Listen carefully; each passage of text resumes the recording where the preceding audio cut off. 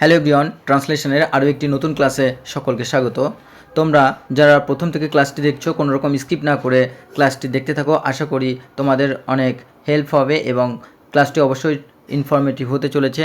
সাথে থাকবে একাধিক শব্দ ভোকাব ইনক্রিজ করার জন্য এবং সঙ্গে থাকবে অনেক সেন্টেন্স স্ট্রাকচার, নতুন নতুন কীভাবে সেন্টেন্স তৈরি করতে হয় সেগুলি তোমরা জানতে পারবে। তো চলো কোনো রকম দেরি না করে আমরা শুরু করি। প্রথমে আছে এমন সময় বেহারাদের সর্দার বুদ্ধু এসে বললে বা বলেছিল বা বলল, আমরা এমন লিখব বলল ওই যে কারা আসছে।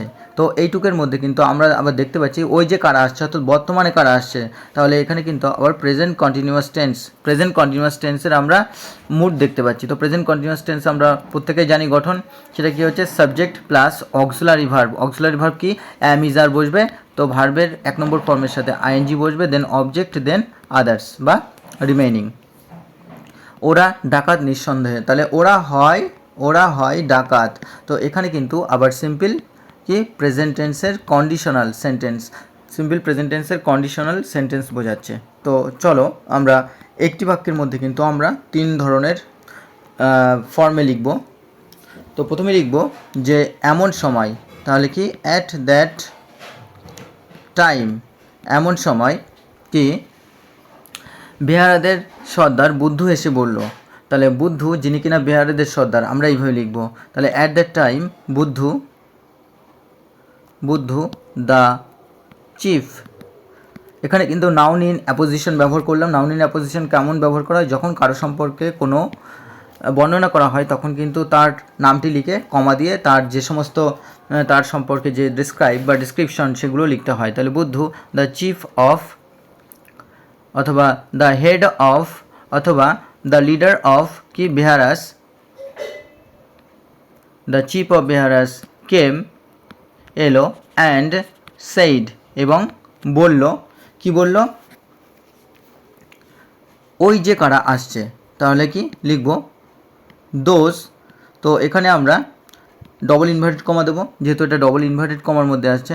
দোজ হু আর কামিং, ওই যে যারা আসছে। দোজ হু আর কামিং, ওই যে যারা আসছে। আর ক্লিয়ারলি অর্থাৎ পরিষ্কারভাবেই বা কোনো সন্দেহ ছাড়াই, আর ক্লিয়ারলি কি রবার্স, তারা হয় ডাকাত। তো আমরা এইভাবে লিখতে পারি, অথবা আমরা এইভাবে লিখতে পারি যে অ্যাট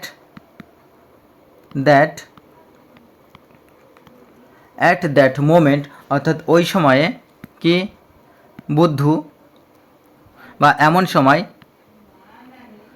বুদ্ধু কি the leader of bearers came and said, এসেছিল এবং বলল বা এলো এবং বলল, কি বলল? যে দোজ হু আর কামিং, ওই যে যারা আসছে, আর কি তারা, আর আনডাউটেডলি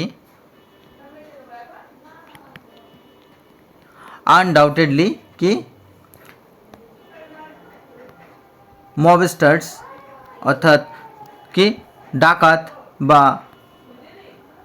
রবার্স, ডাকাত, বা আমরা বলতে পারি কি ব্যান্ডিটস, ডাকাত। আনডাউটেবলি আমরা বলতে পারি, বা আমরা ক্লিয়ারলি বলতে পারি, বা আমরা বলতে পারি উইদাউট ডাউট। তো এই সমস্ত রকম যে এক্সট্রা ওয়ার্ডগুলো বলা হলো তোমরা লিখে নিও, সাথে সাথে অল্টারনেট যে সেন্টেন্সগুলো রয়েছে এই অল্টারনেটিভ সেন্টেন্সগুলো তোমরা লিখে নিও। এতে তোমাদের যে ট্রান্সলেশন কিন্তু আরও স্পিড বাড়বে এবং আরও ইজি হবে। তো চলো পরের বাক্যটি আমরা লক্ষ্য করি। পরের বাক্যটি দেখব যে বিশ্বম্বরবাবু বললেন, ভয় কি, তোরা তো সবাই আছিস। তো প্রথমে তোমরা একটু ভাবো যে বিশ্বম্বরবাবু বললেন, তো এখানে আমরা সিম্পল পাস্ট টেন্সে দেখতে পাচ্ছি। সিম্পল পাস্ট টেন্সের পরে ভয় কি, অর্থাৎ তোমরা ভীত কেন, তোরা বা তোমরা ভীত কেন, তোমরা ভীত কেন। তো এখানে কিন্তু কোশ্চেন মার্ক নেই, তো এখানে কমাই রাখবো, তোমরা ভীত কেন তারপরে কি, বা তোরা ভীত কেন, তোরা সবাই তো এখানে আছিস, তোরা সবাই তো এখানে আছিস। তো এখানে শব্দটা আবার এখানে নেই, এখানে শব্দটা আবার এখানে সাইলেন্ট আছে, তোরা সবাই তো এখানে আছিস। তো আমরা কিন্তু এইভাবেই লিখব, তাহলে কিন্তু আমাদের ট্রান্সলেশন করতে সুবিধা হবে। তাহলে কি লিখব, যে বিশ্বম্বরবাবু সেইড,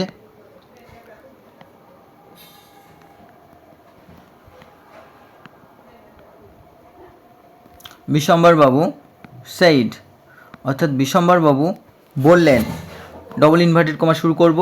তাহলে কি লিখব, যে তোমরা ভীত কেন। তো এখানে যেহেতু কোশ্চেন মার্ক নেই, আমরা কিন্তু হোয়াই দিয়েই শুরু করব, কিন্তু সেটা সেন্টেন্স হোয়াই দিয়ে, আর যেমন আমরা কমপ্লেক্স সেন্টেন্স করি তেমনভাবে লিখব, যে হোয়াই ইউ আর কি afraid, why you are afraid, তোমরা ভীত কেন বা তোরা ভীত কেন। হোয়াই ইউ আর অ্যাফ্রেড, তোরা ভীত কেন, তোরা সবাই তো আছিস। তাহলে কি, ইউ অল আর হেয়ার, তোরা সকলে তো এখানে আছিস, বা তোরা সবাই তো এখানে আছিস। তো আমরা কিন্তু এখানে হোয়াই আর ইউ অ্যাফ্রেড লিখবো না, কারণ এখানে যদি কোশ্চেন মার্ক থাকে, কোশ্চেন যেহেতু করা নেই, সেই কারণে কিন্তু আমরা ইন্ট্রোগেশন মার্ক দেবো না, কমা দিয়ে, এবং হোয়াই ইউ আর অ্যাফ্রেড এইভাবে লিখবো আমরা, কারণ এটা সিম্পল টেন্সেই বোঝাচ্ছে, এখানে কোনো ধরনের অর্থাৎ এটা স্টেটমেন্ট বোঝাচ্ছে, এখানে কোনো ধরনের ইন্ট্রোগেটিভ সেন্টেন্স বোঝাচ্ছে না। তাহলে হোয়াই ইউ আর অ্যাফ্রেড, বা আমরা লিখব why you are frightened, why you are frightened, why you are afraid, বা হোয়াই ইউ আর ফিয়ারফুল, এইভাবে লিখব। তো তোমরা এগুলো লিখে নিও, যে এক্সট্রা ওয়ার্ডগুলি। তো চলো পরের বাক্যটি আমরা লক্ষ্য করি। পরের বাক্যটি আছে, বুদ্ধু বললে, অর্থাৎ বুদ্ধু বলল কি, বল্গু পালিয়েছে। তাহলে এটা কিন্তু বল্গু পালিয়েছে, অর্থাৎ পালিয়েছে বলতে কি, কোনো কাজ খেয়েছে, বলেছে, এই ধরনের বোঝালে তখন কিন্তু আমরা কি প্রেজেন্ট পারফেক্ট টেন্স ইউজ করি। আর প্রেজেন্ট পারফেক্ট টেন্সের গঠন আমরা কি জানি, সাবজেক্ট, তারপরে আমরা হ্যাজ অথবা হ্যাভ বসাই, দেন ভিত্রি, দেন অবজেক্ট, দেন রিমেনিং, এগুলো বসাই। তো সেইভাবে কিন্তু আমরা বলবো যে বল্গু পালিয়েছে, পল্লুকেও দেখছি না। তাহলে এখানে লিখবো যে এমন কি পল্লুকেও দেখছি নে বা দেখছি না। তো এইভাবে কিন্তু আমরা সেন্টেন্সটাকে করে নিলে আমাদের ট্রান্সলেশনের সুবিধা হবে। তাহলে আমরা লিখবো যে বুদ্ধু সেইড, অর্থাৎ বুদ্ধু বলল, কি বলল, ডবল ইনভার্টেড কমা দেবো, বুদ্ধু বলল কি বল্গু পালিয়েছে। তো কি বল্গু পালিয়েছে, তো বল্গু যেহেতু থার্ড পারসন সিঙ্গুলার নাম্বার, তো সেই কারণে আমরা হ্যাজ দেবো, বল্গু হ্যাজ স্কেপড, বল্গু পালিয়েছে, বল্গু হ্যাজ স্কেপড, কি কমা এমনকি পল্লুকেও দেখছি না, ইভেন এমনকি কি দেখছি না, আই ডু নট। তো এখানে যেহেতু নেগেটিভ সেন্টেন্সের ক্ষেত্রে আই ডু নট সি, আমি দেখছি না, এমনকি আমি দেখছি না, I do not see Pallu, অর্থাৎ পল্লুকেও আমি দেখছি না। তো এখানে স্কেপড অর্থাৎ পালিয়ে যাওয়া, তো স্কেপ মানে পালিয়ে যাওয়া, এখানে V3 ব্যবহার করা হচ্ছে স্কেপড। তো স্কেপডের পরিবর্তে আমরা কিন্তু ফ্লেডও লিখতে পারি। তো এখানে আমরা স্কেপ দিয়ে করতে পারি অল্টারনেট সেন্টেন্স, আরেকটা হতে পারে ফ্লেড দিয়ে, ফ্লেড অর্থাৎ পালিয়ে যাওয়া, বা আমরা কিন্তু এটাকে রান অ্যাওয়েও বলতে পারি, পালিয়ে যাওয়া। তো তোমরা এই সমস্ত ওয়ার্ডগুলি লিখে নিও, এগুলি কিন্তু ভেরি ভেরি ইম্পর্ট্যান্ট, এই ওয়ার্ডগুলি প্রচুর জায়গায় ব্যবহার করা হয়। তো চলো পরের বাক্যটি আমরা লক্ষ্য করি। পরের বাক্যটি আছে কি, বক্সি লুকিয়েছে ওই ঝোপের মধ্যে। তাহলে বক্সি লুকিয়েছে ওই ঝোপের মধ্যে, লুকিয়েছে, তো এই ক্ষেত্রেও কিন্তু আমরা কি প্রেজেন্ট পারফেক্ট টেন্স ব্যবহার করব। তো চলো শুরু করি। এখানে সাবজেক্ট কি বক্সি, তাহলে কি লিখব, বক্সি হ্যাজ কি লুকিয়েছে, হ্যাজ হিডেন, হাইড মানে লোকানো, তো আমরা করব হিডেন, বক্সি হ্যাজ হিডেন, অর্থাৎ বক্সি লুকিয়েছে ইন দ্যাট কি গ্রুপ, ওই ছোট্ট ঝোপের মধ্যে, বা আমরা বলতে পারি ইন দ্যাট বুশ, ওই ঝোপের মধ্যে, বা আমরা বলতে পারি ইন দ্যাট ক্লাম্প, ঝোপের মধ্যে, বা আমরা বলতে পারি ইন দ্যাট থিকেট, ওই ঝোপের মধ্যে। তো এইভাবে কিন্তু আমরা প্রচুর এক্সট্রা ওয়ার্ড লিখতে পারি, এবং সাথে সাথে আমরা এখানে কিভাবে প্রেজেন্ট পারফেক্ট টেন্স ব্যবহার করা হয়েছে, তো সাবজেক্ট এখানে থার্ড পার্সন সিঙ্গুলার নাম্বার দেন আমরা যেহেতু থার্ড পার্সন সিঙ্গুলার নাম্বার আছে হ্যাজ ব্যবহার করেছি, দেন V3 ব্যবহার করেছি, দেন বাদ বাকি আমরা যে রিমেনিং আছে সেটা ব্যবহার করেছি। তো চলো পরের বাক্যটি আমরা লক্ষ্য করি। পরের বাক্যটি আছে ভয়ে বিষ্ণুর হাত পা আড়ষ্ট বলতে কি এখানে অনুভূতিহীন হয়ে পড়ল, অনুভূতিহীন বা যেটাকে আমরা অসাড় বলি, অসাড়। তো ভয়ে বিষ্ণুর হাত পা আড়ষ্ট বা অনুভূতিহীন বা অসাড় হয়ে পড়ল বা পড়েছে, যেটা আমরা খুশি এখানে বলতে পারি। তবে আমরা এখানে পড়েছি বলবো, যেহেতু আমরা আগের সেন্টেন্সটি দেখেছি যে প্রেজেন্ট পারফেক্ট টেন্সে হয়েছে, সেই কারণে আমরা এটা পড়েছি বা পড়েছে বলবো। তাহলে কি এখানে সাবজেক্ট হচ্ছে বিষ্ণুর হাত পা, তো লিখবো যে বিষ্ণুস হ্যান্ডস অর্থাৎ হাত, অ্যান্ড ফিট কেন, যেহেতু দুটো পা, তাহলে Bishnu's hands and feet have কি হয়েছে, হ্যাভ বিকাম। তো বিকাম যেমন হওয়া, তেমনি আমরা লিখি বিকেম, তারপরে আবার থার্ড ফর্ম লিখি কি বিকাম। তো এটা কিন্তু থার্ড ফর্ম। তো এটা যেমন ফার্স্ট ফর্ম হয়, সেকেন্ড ফর্ম বিকেম হয়, আবার বিকাম হয়। তো Vishnu's hands and feet have become, সেটা কি অনুভূতিশীল বা অনুভূতিহীন হয়ে পড়েছে। তাহলে কি লিখব, have insensible, have become insensible, অনুভূতিহীন বা অসাড় হয়ে পড়েছে, বা আমরা বলতে পারি ইনসেন্সিটিভ, বা আমরা বলতে পারি নাম্ব, অসাড় হয়ে পড়া। সুতরাং এই সমস্ত ওয়ার্ডগুলি তোমরা লিখে নিও। এই ওয়ার্ডগুলি কিন্তু খুবই কাজে লাগবে এবং ওয়ার্ডগুলি সিনোনিম অ্যান্টোনিমসের প্রচুর কাজে লাগে পরীক্ষার ক্ষেত্রে আমাদের। তো চলো আমরা পরের বাক্যটি লক্ষ্য করি। তো এখানেও কিন্তু বিষ্ণুস হ্যান্ডস অ্যান্ড ফিট, এটা কিন্তু টোটাল সাবজেক্ট আর এটা কিন্তু প্লুরাল। তো সেই কারণে কিন্তু আমরা এখানে হ্যাভ ব্যবহার করেছি, দেন V3 ব্যবহার করেছি। তো চলো পরের বাক্যটি আমরা লক্ষ্য করি।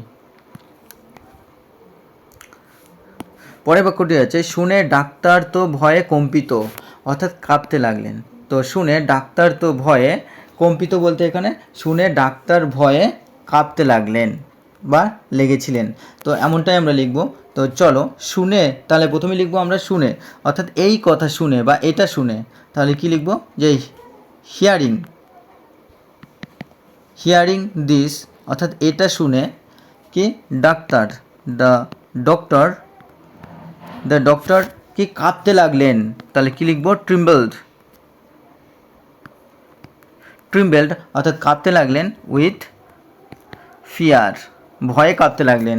তাহলে কি লিখলাম, হিয়ারিং দিস, অর্থাৎ এটা শুনে কি the doctor trembled with fear, ডাক্তার ভয়ে কাঁপতে লাগলেন। তো ট্রিম্বলডের এখানে কিন্তু যেমন ট্রিম্বল হচ্ছে কি ট্রিম্বল হলো, এখানে কিন্তু V2 ব্যবহার করা হয়েছে, কারণ কি এখানে কাঁপতে লাগলেন বলা হয়েছে বা কাঁপছিলেন এমনটাই কিন্তু বলা হয়েছে। তো ফিয়ারের জায়গায় কিন্তু আমরা ফ্রাইটও করতে পারি, অর্থাৎ ভয়ে, বা আমরা কিন্তু এটাকে হররও বলতে পারি, বা আমরা এটাকে বলতে পারি ড্রেড। তো এই ওয়ার্ডগুলো তোমরা লিখে নিও, ওয়ার্ডগুলি তোমাদের কাজে লাগবে। তো চলো পরের বাক্যটি আমরা লক্ষ্য করি।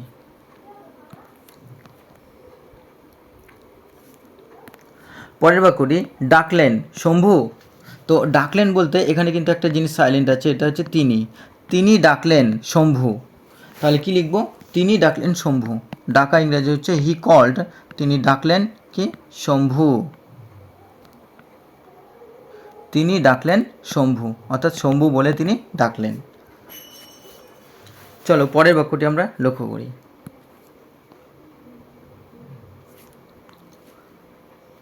পরের বাক্যটি আছে শম্ভু বললে আজ্ঞে। তো শম্ভু বললেন, তাহলে কি শম্ভু বললেন, সেইড কি শম্ভু সেইড ইয়েস, অর্থাৎ হ্যাঁ বলুন। আজ্ঞে কথার অর্থ হলো হ্যাঁ বলুন বা ইয়েস। চলো পরের বাক্যটি লক্ষ্য করি। ডাক্তার বললেন এখন উপায় কি, বা এখন এর উত্তর কি, উপায় বা উত্তর কি। তো আমরা এই দুরকমভাবে লিখতে পারি। তাহলে ডাক্তার বললেন কি দ্য দ্য ডক্টর সেইড, অর্থাৎ ডাক্তার বললেন, ডবল ইনভার্টেড কমা, কি এখন এর উপায় কি, তাহলে কি what is the solution, what is the solution, what is the solution now, এখন উপায় কি। তো এখানে যেমন কোশ্চেন মার্ক আছে, কোশ্চেন মার্ক বসালাম এবং ডবল ইনভার্টেড কমার মধ্যে রেখে কি লিখলাম, what is the solution now বা what is the answer now, what is the answer নাও বা what is the resolution now, resolution now. তো আমরা কিন্তু এই সমস্ত ওয়ার্ডই লিখতে পারি। তো সমস্ত ওয়ার্ডগুলি লিখবে এবং সাথে সাথে তোমরা বারবার প্র্যাকটিস করতে থাকবে। যখনই যেই সেন্টেন্সটা তোমাদের অসুবিধা হবে তোমরা বারবার ভিডিওটি পজ করে দেখতে থাকবে এবং আশা করি সমস্ত ডাউট তোমাদের ক্লিয়ার হবে। এবং যারা চ্যানেলটিতে প্রথম তারা অবশ্যই সাবস্ক্রাইব করে পাশে থাকা বেল আইকনটি প্রেস করে রেখো। এবং যারা প্রতিনিয়ত ক্লাস দেখো তাদের অসংখ্য ধন্যবাদ। তোমরা এইভাবে লাইক কমেন্ট শেয়ার করতে থাকো এবং পাশে থাকো সর্বোপরি। যতদিন না তোমাদের পিএসসি ক্লার্কশিপের মেন পরীক্ষা হচ্ছে ততদিন তোমাদের এইভাবে ক্লাস দিয়ে যাব এবং তোমাদেরকে সাপোর্ট করতে থাকবো। তো আবার সকলকে অসংখ্য ধন্যবাদ। চলো দেখা হচ্ছে পরের ক্লাসে।